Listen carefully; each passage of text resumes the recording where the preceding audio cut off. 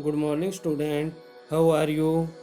बच्चों, आज हम हिमाचल की लोक संस्कृति और योग कक्षा छठी का अध्याय 9 योग का दूसरा आयाम स्थूल व्यायाम पढ़ेंगे। बच्चों, इस अध्याय में हम उत्कुर्दन और ऊर्ध्वगति क्रियाओं के बारे में पढ़ेंगे।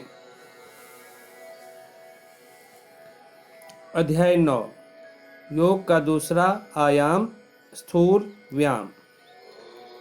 आज गांव में बड़ी रौनक है। गांव में मेले का आयोजन हुआ है। इसमें कुश्ती का कार्यक्रम भी है। कुश्ती देखने के शौकीन व्यक्तियों ने अखाड़े के चारों ओर बैठकर पहलवानों का उत्साह बढ़ाना शुरू कर दिया। इतने में पहलवानों की पहली जोड़ी ने भिड़ंत की। पहलवानों की कुश्ती कला को देखकर रमन आश्चर्यचकित हुआ। उसने अपने दादा से पूछा, दादाजी, इन पहलवानों को क्या चोट नहीं लगती? दादाजी, रमन, यदि मानव योग करे तो शरीर सुडौल व शक्तिशाली बन जाता है। कुश्ती खत्म होने पर हम पहलवानों से ही बातचीत करके पूछेंगे कि उन्होंने शरीर को कैसे शक्तिशाली बनाया। रमन, अरे वाह, देखो कैसा दाव लगाया है। पहलवान दारा सिंह कुश्ती जीत गया। दादाजी, चलो उससे बातचीत करते हैं। तुम भी तो कुश्ती लड़ने के शौकीन हो। वह तुम्हें कुछ न कुछ गुर जरूर देगा। वे दोनों पहलवान दारा सिंह से मिलते हैं। रमन, नमस्ते पहलवान जी, आपने तो कमाल कर दिया। आपने कुश्ती की कला में बड़ी निपुणता हासिल की है। इसका राज क्या है? दारा सिंह, बेटा, शरीर की स्थूल व सूक्ष्म नाड़ियों को हष्ट पुष्ट बनाने के ये कई स्थूल व सूक्ष्म क्रियाएं होती हैं। हम नित्य इसका अभ्यास करते हैं। रमन, मुझे गुरुजी ने सूक्ष्म क्रियाएं तो सिखाई हैं, लेकिन मुझे स्थूल क्रियाओं का ज्ञान नहीं है। क्या आप मुझे इनके बारे में कुछ बताएंगे? दारा सिंह, बेटा, प्राचीन योग पद्धति में कई प्रकार की स्थूल क्रियाओं का उल्लेख है। इनसे शरीर सुडौल, शक्तिशाली व हष्ट-पुष्ट बनता है। अन्य व्यायामों से जो लाभ कई सालों के अभ्यास के बाद मिलते हैं, वे इन क्रियाओं से कुछ दिनों में ही प्राप्त हो जाते हैं। आंतरिक नाड़ियों की शुद्धि के लिए ये सबसे महत्वपूर्ण क्रियाएं हैं। इन्हें करते समय यदि कोई त्रुटि हो जाए तो शरीर को कोई हानि नहीं होती। मुख्य स्थूल क्रियाएं हैं रेखा गति, उत्कुर्दन, हृदय गति, सर्वांग पुष्टि तथा ऊर्ध्व गति आदि। रमन, क्या मैं ये सारी क्रियाएं कर सकता हूँ? दारा सिंह, हाँ, लेकिन तुम्हें चरणबद्ध ढंग से सीखना। तुम्हारी आयु कितनी है? रमन, मेरी आयु 11 वर्ष है। दारा सिंह, तब तो आप उत्कुर्दन तथा ऊर्ध्व गति स्थूल क्रियाओं का अभ्यास करो। मैं तुम्हें सिखाता हूँ कि ये दोनों क्रियाएं कैसे की जाती हैं।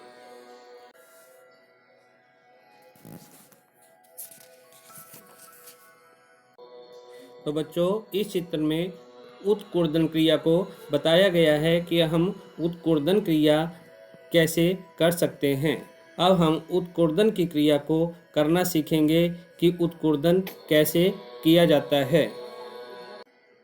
रमन, क्या मैं बैठकर यह क्रिया करूँगा? दारा सिंह, नहीं, ये दोनों क्रियाएं खड़े होकर की जाती हैं। उत्कुर्दन का अर्थ है ऊपर की ओर कूदना या उछलना। तो बच्चों, उत्कुर्दन का अर्थ है ऊपर की तरफ जंप करना या उछलना। सबसे पहले हम अपने पैरों को मिलाएंगे और अब पैर से सिर तक का भाग बिल्कुल सीधा करेंगे। अपनी मुट्ठी इस प्रकार बांधेंगे कि अंगूठे मुट्ठी के अंदर रहें। उसके पश्चात नासिकाओं के रंध्रों से श्वास भरें और दोनों भुजाओं को इस प्रकार गोलाकार घुमाएं कि हाथों का पूरा चक्कर हो जाए। अब चक्कर समाप्त होते ही मुट्ठियों को छाती के सामने तथा साथ में उछलते हुए एड़ियों को अपने नितंबों पर मारें। अब नासिका से वायु छोड़ते हुए हाथों को नीचे झटकें तथा पैरों को जमीन पर पटकें। ध्यान रहे कि ये तीनों क्रियाएं एक साथ हों। यह क्रिया कम से कम प्रत्येक व्यक्ति को 5 बार करनी चाहिए। रमन ने 5 बार उत्कुर्दन क्रिया की। दादाजी, पहलवान जी, इस क्रिया के लाभ क्या क्या हैं? दारा सिंह, उत्कुर्दन क्रिया से बौनापन दूर होता है, यानी शरीर की उचित रूप से लंबाई बढ़ती है तथा वक्षस्थल चौड़ा होता है। इससे पैरों व जंघाओं में शक्ति का संचार होता है और शरीर सुंदर और सुडौल बनता है। मानसिक बीमारियों जैसे भय, भ्रम, भ्रांति आदि रोग भी दूर होते हैं। तो बच्चों, उत्कुर्दन क्रिया के द्वारा हम अपनी शरीर की लंबाई को बढ़ाते हैं और इस क्रिया के द्वारा जो है छाती का विकास होता है और हमारे पैरों और जंघाओं की शक्ति का संचार होता है। उत्कुर्दन क्रिया के द्वारा हमारी कई प्रकार की मानसिक बीमारियां भी दूर होती हैं। रमन, अब आप मुझे ऊर्ध्वगति क्रिया सिखाएं। दारा सिंह, ऊर्ध्वगति क्रिया में शरीर को ऊपर की ओर खींचा जाता है। इस क्रिया के लिए दोनों पैरों के बीच कम से कम 1 फुट का अंतर रखना जरूरी है। एक हाथ की कोहनी के अंदर 90 डिग्री का कोण बन जाए तथा दूसरा हाथ सीधा आए, इसमें मुट्ठियां खुली रहेंगी। वह उंगलियां परस्पर आपस में मिली रहेंगी। शाबाश, ठीक कर रहे हो। अब बाएं पैर को जमीन से लगभग 1 फुट ऊपर उठाएं तथा दाएं हाथ को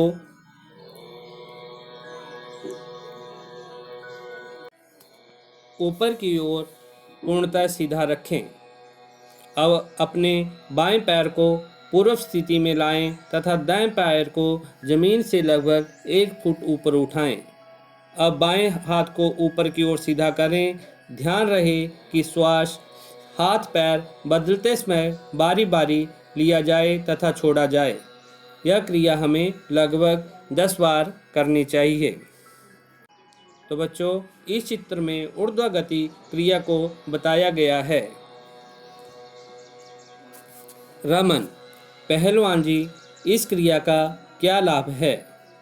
दारा सिंह, इस क्रिया से हाथ पैर सुडौल व पुष्ट होते हैं तथा हाथों के ज़्यादा ठंडे या गर्म होने की बीमारी भी दूर होती है। इसके अलावा मोटापा भी दूर होता है तथा मानसिक बल की वृद्धि होती है। तो बच्चों, ऊर्ध्वगति क्रिया के द्वारा जो है हमारे हाथ और पैर जो हैं मजबूत बनते हैं और जिस बच्चे या व्यक्ति को किसी को भी हाथों के ज़्यादा गर्म या ठंडे होने की बीमारी होती है, वह इस क्रिया के द्वारा जो है ऊर्ध्वगति क्रिया के द्वारा जो है दूर होती है। और जो व्यक्ति मोटे होते हैं, ऊर्ध्वगति क्रिया के द्वारा जो है मोटापे को हम कम कर सकते हैं और मानसिक बल में जो है इसके द्वारा वृद्धि होती है। दादाजी, मेरे लिए भी कोई उपयोगी क्रिया बताओ पहलवान जी। दारा सिंह, आप ध्यान लगाकर मन की शांति प्राप्त कर सकते हैं। यह बच्चों से लेकर वृद्धों तक सभी के लिए उपयोगी है। ध्यान से मानसिक तनाव दूर होते हैं व इंद्रियों पर नियंत्रण स्थापित करना सरल बनता है। श्वसन तंत्र की मजबूती व ऊर्जा के उचित संचार हेतु ध्यान रामबाण है। दादाजी, बच्चों के लिए भी ध्यान महत्वपूर्ण है, कैसे? दारा सिंह, शरीर में ऊर्जा की व्यर्थ खपत को यह रोकता है तथा ऑक्सीजन का भी मुक्त व्यय होता है। इससे हमारे आध्यात्मिक विकास का मार्ग भी प्रशस्त होता है। विश्व में ध्यान की कई विधियां लगभग 112 प्रचलित हैं। इनमें प्रारंभिक ध्यान की विधि का ज्ञान आवश्यक है। दादाजी, प्रारंभिक ध्यान की विधि हमें सिखाएं। तो बच्चों, इस चित्र में जो है ध्यान की स्थिति को बताया गया है। इसमें हम सबसे पहले पद्मासन में बैठते हैं और अपनी आँखों को बंद करके तथा अपनी रीढ़ की हड्डी को सीधा रखते हैं। अब हम ध्यान की विधि को करना सीखेंगे कि ध्यान कैसे लगाया जाता है। दारा सिंह, प्रारंभिक ध्यान के लिए आप पद्मासन में बैठें तथा कमर व गर्दन को सीधा कर लें। रीढ़ की हड्डी सीधी रहने से स्नायु तंत्र का विकास होता है। इस तरह शरीर का कम से कम भाग गुरुत्वाकर्षण की चपेट में रहने से मानव शरीर चुस्त होता रहता है। अब हम अपनी आंखें बंद करके ध्यान सांस की स्वाभाविक गति पर केंद्रित करेंगे। यह अनुभव करने का प्रयास करें कि कैसे गहन श्वास नासिका में प्रवेश करते हुए नाभि तक जा रहा है तथा नाभि से वापस नासिका के अग्रभाग तक आ रहा है।